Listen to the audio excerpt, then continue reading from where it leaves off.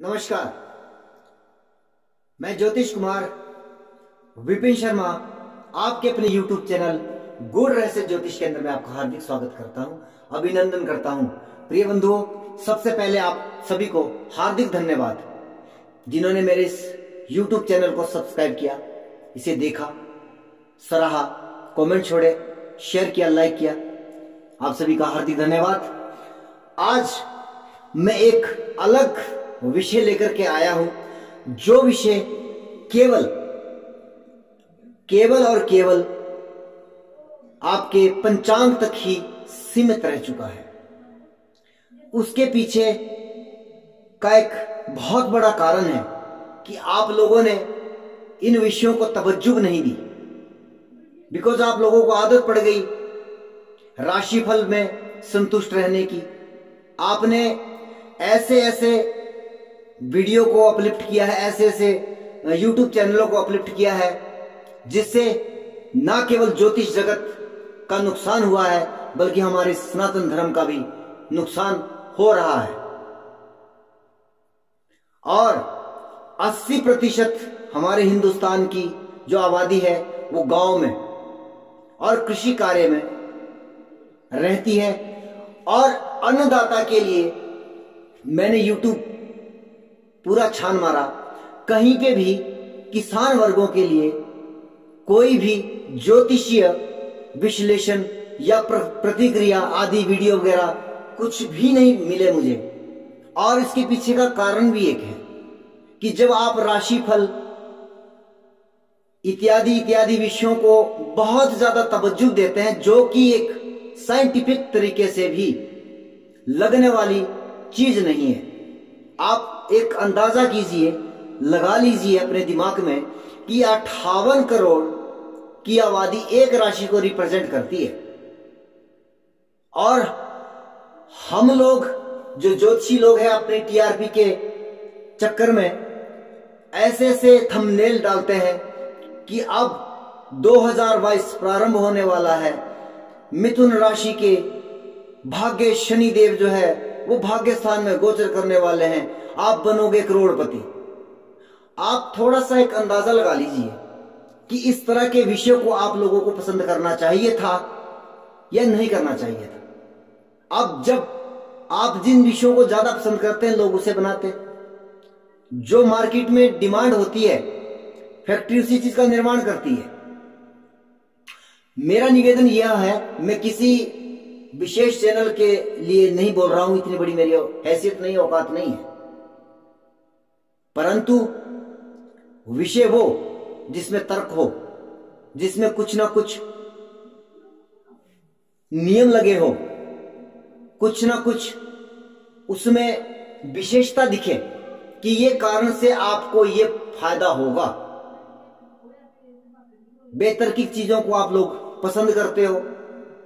भैया, आप लोग थोड़ा सा फोकस करेंगे। अगर आपने, मैं मानता हूं कि मेरे पास इतना बड़ा ज्ञान नहीं है, और ये जो विषय जो मैं आज लेकर के आया हूं, ये मेरा विषय सब्जेक्ट इतना, मुझे इसके बारे में इतना ज्यादा नॉलेज नहीं है, या मैं इस चीज का रिसर्चर नहीं हूं। परंतु ये वीडियो और ये विषय मैं इसलिए लेकर के आया हूं कि हमारे ऋषि मुनियों की इस धरती पर बहुत बड़े बड़े विद्वान हैं, और ये विषय जो है संहिता शास्त्र का विषय है, जिसके बहुत कम विद्वान इस हिंदुस्तान में भी अब रह गए हैं। परंतु जब आप लोग इस वीडियो को अपलिफ्ट करेंगे, लोग इसे ज्यादा पसंद करेंगे, तो उन बड़े बड़े विद्वानों की सोच बदलेगी कि हां, हमें इस विषय पर काम करना चाहिए। आपका भला होगा, मेरा होगा नहीं होगा, वो एक अलग बात है, और मैं इस विषय को वहीं तक लेके जाऊंगा, उससे आगे नहीं लेके जाऊंगा, क्योंकि जो मेरा रिसर्च का विषय नहीं है मैं उसमें ज्यादा भी नहीं बोलूंगा। लेकिन हाँ, जितना का एक छोटा सा मेरा अनुभव है, क्योंकि मैं एक गांव देहात से ताल्लुक रखता हूं, और आसपास के जो कृषक लोग हैं वह जो है इस विषय में मुझसे पूछते हैं, उन्हें उम्मीद होती है। तो कुछ हद तक मैंने इस पर जितना मेरा अभ्यास हो सका मैंने किया, और 60 से 70-80% जो है इस विषय में जो मैंने कहा था वो सत्य हुआ, परंतु अभी भी इस विषय में मुझे बहुत कुछ सीखना बाकी है। तो इसलिए मेरी गलतियों को आप क्षमा प्रदान करें। मैंने यह विषय लिया है जो हमारे यहाँ पर सहजता से प्राप्त होता है, पंचांग दिवाकर, जो जलंधर में प्रकाशित होता है। नव संवत्सर प्रारंभ होने जा रहा है। नल नामनी संवत्सर का शुभारंभ जो है वैसे तो 2 अप्रैल से गिनती में आएगा, परंतु अमावस्या जो है 1 अप्रैल 2022 को 11:54 पर उत्तर भारत के स्टैंडर्ड समय के मुताबिक समाप्त हो जाती है और प्रतिपदा वहां पर प्रारंभ हो जाती है। और शास्त्रीय संवत्सर के अनुसार जो है मैंने उसी समय की लगन कुंडली तैयार की है। क्या ग्रहों की स्थितियां रहेगी वह निर्धारित करेगी पूरे वर्ष फल में आपकी क्या स्थितियां रहेगी। हालांकि एक वीडियो में यह विषय कवर नहीं होगा और ये प्रैक्टिकल और ये प्रयोग आपके ऊपर निर्भर करता है कि अगला वीडियो मेरा बनेगा या नहीं बनेगा। क्योंकि हम लोग क्यों बनाएंगे फिर जब आप लोग इसमें कोई जो है अपना इंटरेस्ट नहीं दिखाओगे। तो आप लोगों को सिर्फ एक बार इसे शुरू करना है। जब आप लोग इसे पसंद करोगे तो अन्य विद्वान लोग भी इसके बारे में सोचेंगे। तो आइए प्रारंभ करते हैं। 1 अप्रैल 2022 को 11:54 पर जो है वो अमावस्या समाप्त होती है और प्रतिपदा प्रारंभ होती है। हालांकि नवरात्रि की शुरुआत जो है 2 अप्रैल से होगी, क्योंकि तिथि की गणना हमेशा सूर्योदय कालीन समय में जो तिथि होती है उसी से की जाती है। इसलिए क्योंकि यह एएम यानी दोपहर का समय है, इसलिए 1 तारीख को जो है नवरात्रि को प्रारंभ नहीं माना जाएगा, परंतु संवत्सर का प्रारंभ जो है 1 तारीख 11:54 से प्रारंभ माना जाएगा। और इस संवत्सर का नाम है नल। और इसके लिए हमारे शास्त्र संहिता में क्या लिखा है? दुर्भिक्षम जायते घोरम राज्ञाम दुर्मतिजम भयम बाला हानिश रोगेभ्यो ज्ञा समन्तताः। यानी कि देखिए, ये आज का विषय नहीं है, यह आज लिखा गया है, अब या 1 साल पहले लिखा गया, 2 साल पहले लिखा गया है, यह हजारों वर्ष पहले लिखा गया है। 60 संवत्सरें होती है और ये क्रमवार जो है आती है। 60 वर्षों के बाद पुनः वही जो है संवत्सर दोबारा रिपीट होती है। इसलिए नल नाम की संवत्सर के लिए क्या लिखा गया है? दुर्भिक्षम जायते घोरम राज्ञाम, यानी कि दुर्भिक्ष की स्थिति निर्माण हो सकती है। राज्ञाम दुर्मतिजम भयम, अर्थात अब तो खैर चलो हम आप लोगों के द्वारा सरकारें बनाई जाती है, लेकिन ये राजाओं के सरकारों के बारे में भी इस तरह से कहा गया है कि जो हमारी सरकारें हैं उनके द्वारा या राजा के द्वारा कुछ जो है ऐसे निर्णय भी हो सकते हैं जिसके कारण जो है जनता को परेशानी हो सकती है। और वह जब हम इस कुंडली में लगा करके देखेंगे तो आपको वह सिद्ध भी होगा। बाला हानिश्च रोगेभ्यो ज्ञः समन्तताः, यानी कि अभी देखो कोरोना काल है और ये तीसरी वेव कही गई कि बच्चों के लिए थोड़ी अरिष्टकारक है। और नल नाम की संवत्सर के लिए क्या लिखा गया है कि बाला हानिश्च रोगेभ्यो, अर्थात बालकों के लिए, बच्चों के लिए जो है वह रोग का भय उत्पन्न कर रही है। और वैज्ञानिक लोग भी इस बात को स्टंप मार रहे हैं कि तीसरी लहर बच्चों के लिए अरिष्टकारक ज्यादा है। आइए अब ये कितना होगा कितना नहीं होगा इसके लिए तो समय बताएगा। अब बात करते हैं, देखिए हमारी गणनाएं जो होती है समय की या वर्ष की, वो 2 प्रकार की होती है, चंद्र वर्ष और सूर्य वर्ष, यानी कि चंद्रमा का जो वर्ष है उस दिन का जो प्रारंभिक दिन है, वह दिन जो है वह राजा निश्चित करता है। यानी कि शनिवार से जो है वह नवरात्रा प्रारंभ हो रहा है, इसलिए राजा शनि।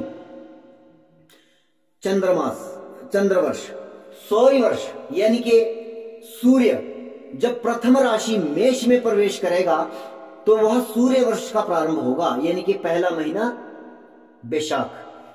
तो सूर्य जो है 14 अप्रैल 2022 6:25 पर मेष राशि में प्रवेश करेगा, अर्थात उस दिन बार रहेगा गुरुवार, इसलिए मंत्री का पद गुरु के पास।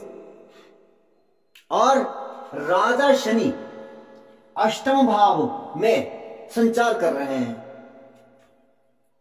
नकारात्मक परिस्थितियां निर्मित हो रही है।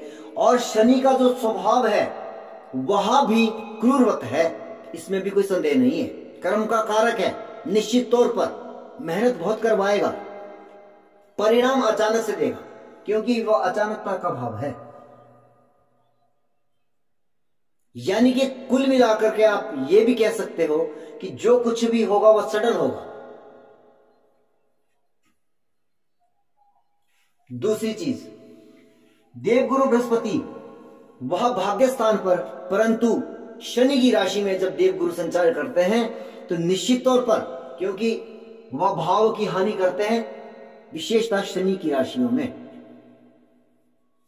अब यहां पर गुरु स्वयं एक शुभ ग्रह है, भाग्य स्थान पर आए हैं वर्ष प्रारंभ में। यह एक सुंदर योग तो बना रहे हैं पंचमेश शुक्र के साथ विराजमान होकर के, परंतु अब जब राजा का जैसा निर्णय होगा मंत्री उसे एक्सप्लेन करेगा। लेकिन हां, मंत्रियों के प्रभाव भी हमेशा राजा पर पड़ते रहे हैं। तो यहां पर ये दोनों का तालमेल आपस में जो बैठा है वह द्विद्वादश है, यानी कि यहां पर यह एक दूसरे से दूसरे और 12वें स्थान पर बैठे हैं। यह स्थिति भी काफी नकारात्मक कही जा सकती है इस संवत्सर के अकॉर्डिंग। परिणाम किस तरह से हो सकते हैं? अगर हम 12वें की बात करते हैं तो 12वें भाव से हम कोर्ट कचहरी, विदेश यात्रा और शैया सुख आदि, और दूसरी चीज जो है रोग, आपके जो है जेल कारागार आदि, इस तरह की स्थितियों को ज्यादा हवा लग रही है। और लगन में भी 12वें भाव में राहु बैठा है, तो समस्या तो बहुत विकट है। लगन कुंडली के अकॉर्डिंग भी राहु 12वें भाव में बैठा है, 12वें भाव का प्रभाव अधिक रहेगा इस वर्ष में। और 12वें भाव से क्या क्या चीजें देखी जाती है उस चीज को आप समझ लीजिएगा। बहुत सुंदर परिस्थितियां तो इसे मैं नहीं कहूंगा, कदापि नहीं कहूंगा। दूसरी चीज कि जो लगनेश बनता है बुध, वह दशम भाव में जा रहा है सूर्य चंद्रमा के साथ। बुरा नहीं है, लेकिन वहां पर नीच का हो गया। भाव के हिसाब से अच्छा है, परंतु जब दशम भाव में बुध जो है नीच का हो गया और चतुर्थ भाव को दृष्टि दे रहा है, निश्चित तौर पर चौथा भाव हमारा जनता का होता है, और ये जनता के भाव पर दृष्टि दे रहा है नीच बुध। अब कोई ऐसा कहेगा कि अपनी उच्च राशि को देख रहा है, भैया तब तो नीच उच्च वाली कहानी खत्म हो जाती है, क्योंकि हर एक नीच ग्रह जो अपनी उच्च राशि को देखता है, क्योंकि उसके 7वें घर में वो राशि होती है, फिर तो कहानी खत्म हो जाती है। परंतु यह जो है जनता की परेशानी दर्शा रहा है। बात करेंगे व्यवसायों की, व्यापार आदि की क्या स्थिति रहेगी। व्यापार का कारक भी बुध होता है, दशम भाव में बैठा है। स्थिति यह निर्मित तो हो रही है कि व्यापार से जुड़े लोगों को अनेक परेशानियों के बावजूद कुछ ना कुछ सफलताएं जरूर मिलेगी। अनेक परेशानियों के बावजूद जो है सफलताएं मिलेगी।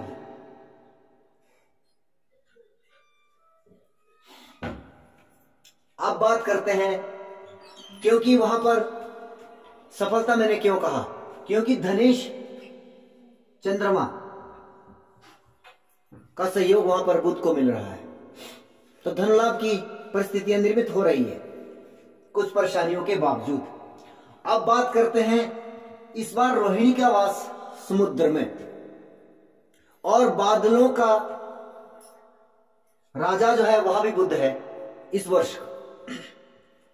तो बुध नीच का है, प्रॉब्लम बारिश अधिक। अब ये अच्छी है या नेगेटिव है, डिपेंड करता है कि ग्रह की क्या स्थिति है। तो मेरा जो अपना मंतव्य है या मेरा जो विचार है, बारिश अधिक होगी और ये बारिश जो है बाढ़ आदि की स्थितियों को निर्मित कर रही है। तूफान, हवा तेज चलना, इस तरह से नुकसान होगा। दूसरी बात, धान्य शुक्र जो है, जब धान्य शुक्र बनता है शीतकालीन फसलों को हानि देता है, लेकिन ग्रीष्मकालीन स्थितियों का, ग्रीष्मकालीन समय में जो फसलें आती है उसके लिए यह बेहतर परिणाम प्राप्त होगा।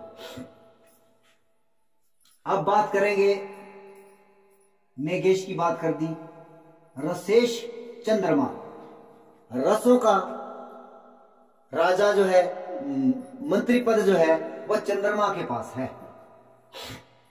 और जब चंद्रमा के पास रस का, क्योंकि वह एक रसों का स्वामी भी है, औषधियों का स्वामी भी है, शुक्र और चंद्रमा जल कारक ग्रह हैं, निश्चित तौर पर यह एक अच्छा इंडिकेशन मिल रहा है। मतलब जल का स्तर भी बेहतर रहेगा, फलों और सब्जियों में, अनाज आदि में पैदावार अधिक बढ़िया रह सकती है। हाँ, बात वो है कि वह नुकसान किस प्रकार का हो सकता है। बारिश अधिक होने के कारण बर्बाद हो जाए, तूफान आने के कारण बर्बाद हो जाए, वो एक अलग विषय रहेगा, लेकिन उसकी पैदावार एक अच्छी स्थिति में रहेगी, उसमें कोई संशय नहीं है। धातुओं का स्वामी और धातुओं का जो मंत्री पद है वह शनि के पास है, और शनि से जुड़ी जो धातुएं हैं, लोहा है, काले रंग की वस्तुएं जितनी भी है वो सब शनि से जुड़ी है। पेट्रोलियम पदार्थ है, आपका गैस है, पेट्रोल है, डीजल है, तो इन सभी चीजों के दामों में भी अधिकता बनी हुई रहेगी। जैसे कि पूर्व वर्ष में थी, वह परिस्थितियां आगे भी बढ़ सकती है। और जैसे कि वर्ष प्रारंभ में भी संकेत मिल रहे हैं कि कच्चे तेल की कीमतें जो है वह बढ़ रही है, और अभी सरकार के द्वारा, क्योंकि चुनावी समय चल रहा है, तो सरकार जो है तेल के दाम नहीं बढ़ा रही है। जैसे ही चुनाव खत्म होते हैं उस समय में, उसके बाद जो है आपने देखना कि इसमें अधिक जो है दाम वृद्धि आप सभी के सामने नजर आएगी। बात करते हैं फलेश मंगल की। फलेश यानी कि फलों का जो दायित्व है वह मंगल के पास है। निश्चित तौर पर लाल वस्तुएं और लाल रंग के जो फल हैं उसकी पैदावार अधिक रहेगी, पैदावार अधिक रहेगी। इसके बाद सेनापति बुध है। हालांकि नल नामनी संवत्सर में यह जो पंचांग है वह इंडिकेट कर रहा है कि कई देशों में आपस में विवाद होंगे, सीमाओं पर जो है वह गंभीर स्थितियां बनेगी, लेकिन ये पिछले कई वर्षों से चला आ रहा है, तो ये एक आम बात होगी। अलग क्या निकल के आता है कि जब सेनापति बुध जैसे सौम्य और शुभ ग्रह नेतृत्व करते हैं, हाँ अगर मंगल होते, सूर्य होते तो हाँ कुछ बात अलग हो सकती थी, लेकिन यह जो स्थितियां जैसे पहले से चली आ रही है उसमें कोई विशेष उथल पुथल वाली सिचुएशन मुझे मेरे हिसाब से नहीं लग रही है। तो इस विषय को अगले वीडियो में कवर करते हैं। तब तक आप सभी लोग इस चैनल को सब्सक्राइब करें, शेयर करें। जय हिंद।